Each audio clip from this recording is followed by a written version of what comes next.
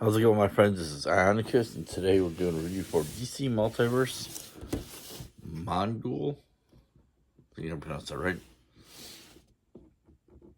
He's another quote-unquote cosmic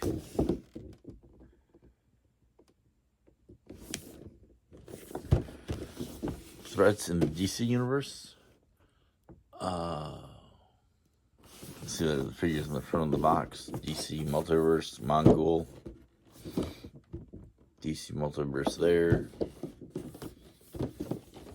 DC Multiverse there, and Mongul. Superman villains, Mongul, and artwork of the character.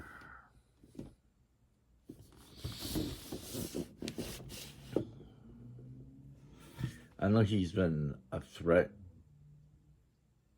a cosmic threat to the Justice League, Superman, Green Lantern, I think.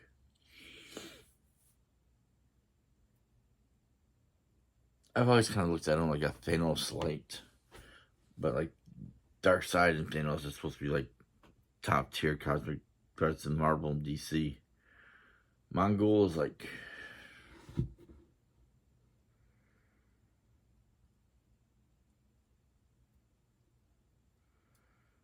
Terex or something. Maybe like a Nihilus. For the Marvel Universe, but no, I'm not sure. I thought the figure looked cool, and I got him for like $8 at the local Ross, so let's go ahead and get him out of the box and check him out. And then welcome to Ionacus Toy Review. So here we have Mongul in front of the camera and out of the box. And he looks good. He's got the purple, the dark blue, the silver belt, the silver on the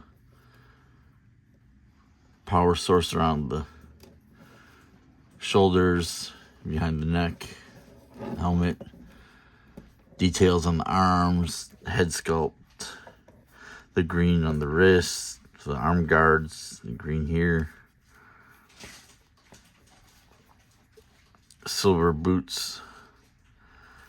This is relatively a nice looking figure, but I still have issues because honestly, the one thing I've been disliking the most about most multiverse figures, maybe because I'm spoiled with Marvel Legends, but there's no Build-A-Figures.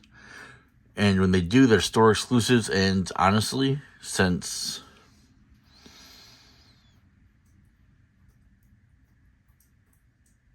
the Star Wave, I think I've only built like 2 or 3 different figures from the random Build-A-Figure waves that they put together, and the other ones were all just ones that I didn't give 2 shits about.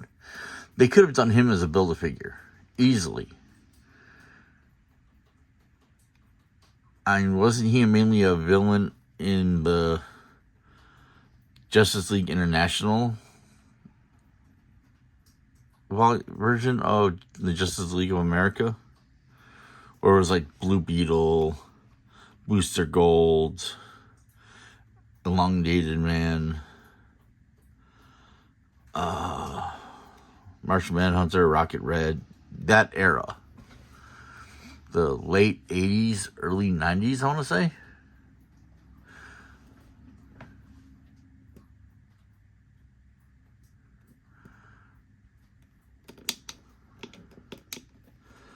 But anyway,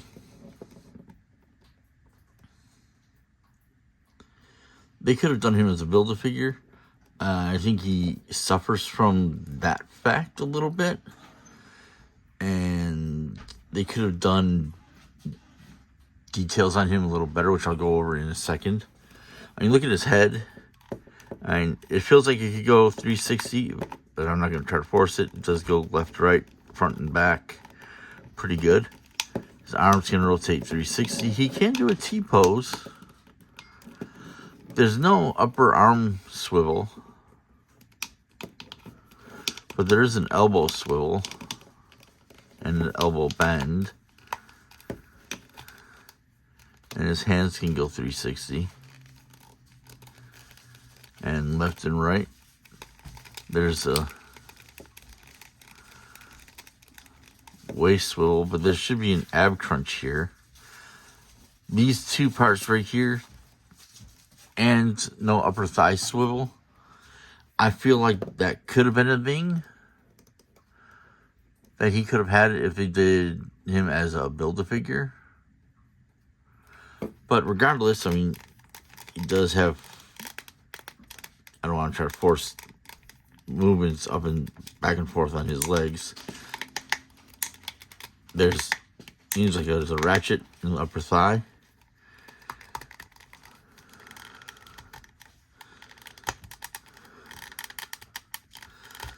There's a double jointed knees.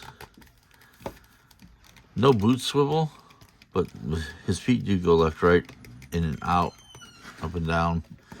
So he does have some good posability. It's just, it could have been a lot better. And they could have done the posability a little bit more. But Mongul is still a great figure. I mean, I got him at Ross for like $8. That's completely worth it. You really can't beat that. He's a larger scale figure, almost a Build-A-Figure size figure, I want to say, just because he could have been a Build-A-Figure, and I'm going to prove that in a second when I do size comparisons. So let me go ahead and get onto it. I'll grab a couple of figures from my Build-A-Figure box, and I'll be right back. Okay, so we're doing size comparison. Here is Bone Crusher from Marvel Legends. It was a Build-A-Figure. Here is Wendigo from Marvel Legends, another Build-A-Figure.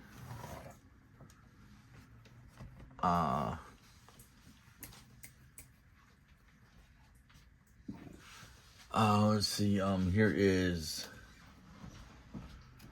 King Shark from the DC Multiverse Suicide Squad. Build-A-Figure.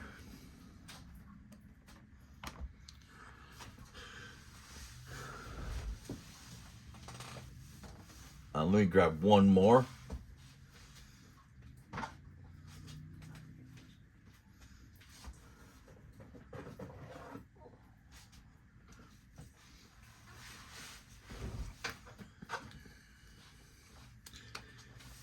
Here is Crimson Dynamo from, I want to say a Black Widow wave? Or an Iron Man wave?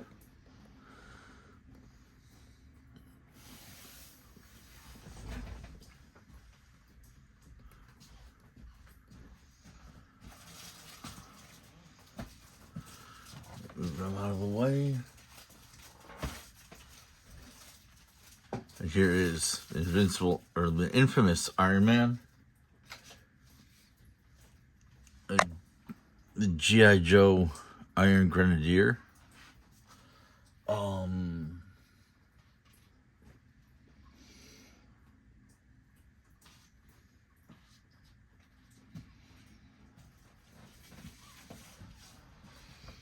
There's the Is from another McFarlane Toys line for Spawn, which the Is came with the Max.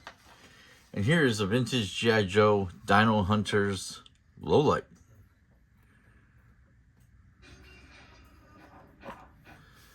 You can see the Lowlight barely comes up to his knees. So that is a pretty good way of showing size. But let me flip this around and give you my final thoughts in just a moment. So, DC Multiverse Mongul is really not a bad figure. I don't remember him being released initially. But if you go to your local Ross and you see him for like $8, then I'll pick him up. He's a good figure. He should have been a Build-A-Figure in some DC wave.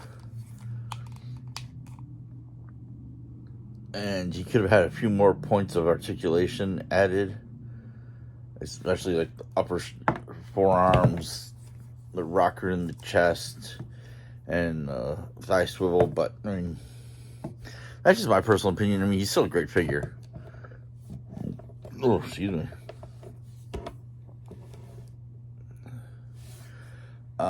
I give him a good 8.5 out of 10. He's not bad. He's not a character I'm completely familiar with, but he works. If you know who Mongul is and you like his villainous character, then give me a thumbs up down below. Like, share, subscribe, whack that bell for notifications, and just remember to keep hitting those toy aisles. Have a safe holiday, and I'll see you guys next time. Later.